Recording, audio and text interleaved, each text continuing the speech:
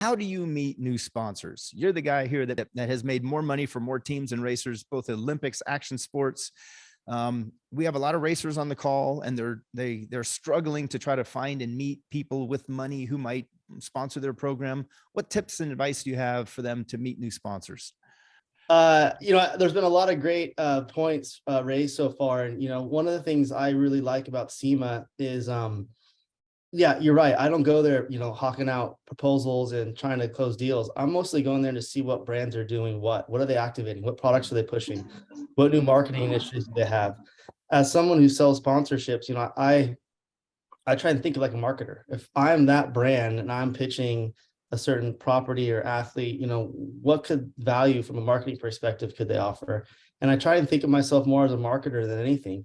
And so I really take opportunities like SEMA and other events to not, pitch, but more learn and educate myself on what's the industry doing, what direction is the industry going, are there trends emerging, are there things emerging that I should be paying attention to that we should be, trying to include in our pitches or our decks. And then like you were talking about, that's also the opportunity to get to know people. Take people to dinner, meet people for drinks, take people to, we have some teams in Vegas, meet the drivers, see the shops, to give them the facility.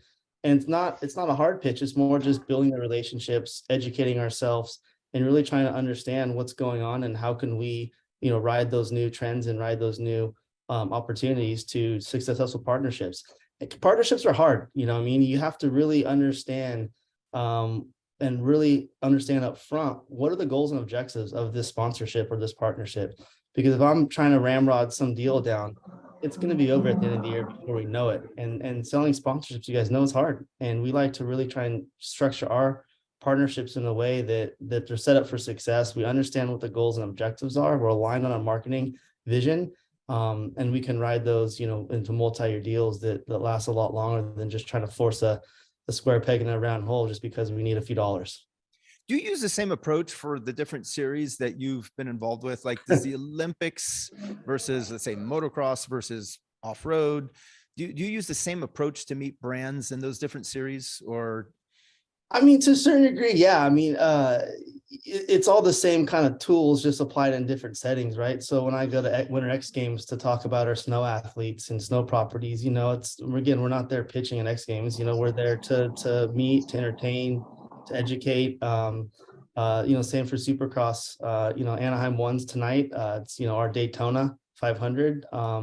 It's the biggest event of the year, and we have a couple suites, and we're just entertaining and hosting and getting to know everyone, or bring together some of the partnerships we've done for the year, kick them off right.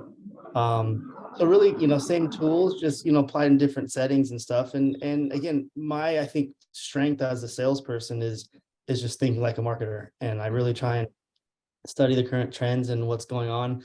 And I always say, we're an extension of your marketing department. Whatever brand we're talking to or working with, we're an extension of your marketing department. And we have to think like that. The days of just, putting the logo on a car, like the one behind you, and, sitting back, those are over. We have to be proactive. We have to be aggressive, and we have to really be an extension of the brand and represent the brand in the ways that they're looking to be represented.